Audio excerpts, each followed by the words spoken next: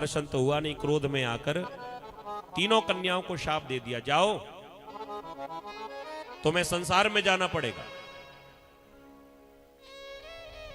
साधारण संसारियों की तरह तुम्हारा जन्म होगा।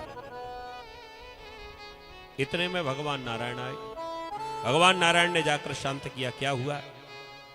कह दिया कि हम आए आपका दर्शन करने और ये तीनों कन्याएं आपको रोकने लगी। भगवान ने कहा कोई बात नहीं, आप मेरे यहां पर आए हैं तो आप पहले दर्शन करो। तीनों कन्याएं रोने लगी कि महाराज हमारी गलती क्या थी, हम तो आपका दर्शन करने के लिए ही आई थी और हम पहले आई थी। हमने तो केवल महात्मा जी से इतना कहा कि पहले हम दर्शन करेंगे। महाराज अगर हमारी इसमें कोई गलती हो तो बताओ। और इन्होंने हमको श्राप दे दिया कि संसार में जाना पड़ेगा। भगवान मुस्कुराकर कहने लगे देखिए इसमें कोई कुछ नहीं कर सकता, ये जो भी कुछ हुआ है ये केवल शिव जी की कृपा से ही हुआ है। वैसे ये चारों जो बालक है ना, इनको कभी क्रोध आता नहीं है। सनक, सनंदन, सनातन, सनत कुमार, ये हमेशा एक मत रहते हैं। लेकिन जो भी हो रहा है हुई है वही जो राम रच राखा, ये पहले से ही निर्धारित था। लेकिन हम लोग तो निमित्त बन जाते कि ये काम उसकी वजह से हुआ, उसकी वजह से ये काम बिगड़ गया और उसकी वजह से ये काम बन गया। ये केवल संसार में केवल दिखावा एक निमित्त मात्र है, लेकिन करने कराने वाले तो कोई और ही है। करते हो तुम कन्हैया, मेरा नाम हो रहा है और मेरा आपकी कृपा से सब काम हो रहा है। तीनों कन्याओं ने कहा कि भोलेनाथ की कृपा से अगर ये हुआ है तो भोलेनाथ इस प्रकार हमें संसार में तो नहीं भेजेंगे, कोई ना कोई कारण तो होगा। ये शाप हमें क्यों मिला? तब भगवान नारायण ने कहा है कि भोलेनाथ की इच्छा थी कि आप संसार में जाओ, क्योंकि तुम संसार में जाओगी तो तुम्हारे ही तेज से शक्ति प्रकट होगी। तुम तीनों बहनों के तेज से 3 रूप में शक्ति प्रकट होगी। अब बड़े ध्यान से गौर से सुन लेना। 3 बहनें हैं और तीनों को कौन कौन सी शक्तियां प्राप्त हुई। सबसे बड़ी जो बहन जिनका नाम है मैना, कह दिया इनका विवाह होगा पर्वतराज हिमालय के साथ और तुम्हारे यहां पर साक्षात शक्ति के रूप में मैया पार्वती प्रकट होंगी। दूसरी वाली जो धन्या नाम की कन्या थी, कहने लगी महाराज हमें भी बताओ कि हमें क्या मिलेगा। तो कह दिया कि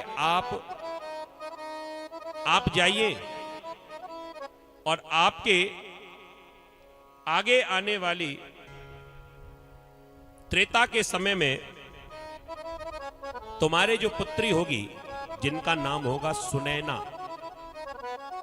जो मैया जानकी की मां हुई सुनैना, और उनके यहां पर साक्षात देवी सीता के रूप में प्रकट होंगी, सुनैना के रूप में आई। और तीसरी है कलावती। ये कलावती आगे चलकर संसार में कौन बनी? ये बनी है कीर्ति मैया। आशीर्वाद दिया भगवान नारायण ने कि सबसे छोटी कन्या है वो कीर्ति बनकर संसार में आएंगी द्वापर के समय में, जिनके यहां पर साक्षात राधा रानी बेटी बनकर प्रकट होंगी, वृषभानु के साथ में जिनका विवाह होगा, साक्षात बरसाने वाली जिनके यहां पर प्रकट होंगी। ये 3 शक्तियां हैं।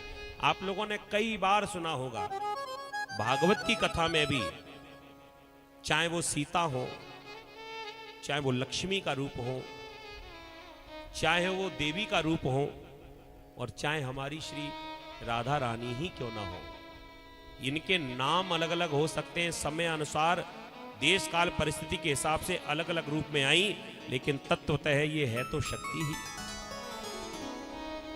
तो स्वधा जिनकी 3 बेटियां थी, सबसे बड़ी मैना, धान्या और कलावती, इनके यहां पर एक पार्वती और एक सुनैना और एक कीर्ति, ये मैया कीर्ति के यहां साक्षात शक्ति के रूप में राधा रानी प्रकट हुई। और राधा रानी का जब प्राकट्य हुआ ही है, शिव महापुराण में विशेष रूप से राम जी की और शिव जी की ही कथाएं आती हैं ज्यादातर। हालांकि भगवान कृष्ण की भी कथाएं हैं, आगे आपको मिलेंगी सुनने के लिए। लेकिन कोई ये पूछता है कि राधा रानी कौन है, तो शिव महापुराण की कथा सुनकर आप लोग ये जानकारी कर सकते हैं, किसी को बता सकते हैं कि राधा रानी कोई और नहीं है, साक्षात आदि शक्ति ही हमारी मैया कीर्ति के यहां पर राधा रानी बनकर प्रकट हुई। बोल बरसाने वाली की जय। अब राधा रानी का नाम आ ही गया है, तो बहुत सारे भक्त कह रहे थे कि महाराज पिछली बार की तरह आप भजन नहीं सुना रहे। अब अरे भजन कहां से सुनाएंगे, जब हमें कोई मौका मिलेगा भजन सुनने का तभी तो।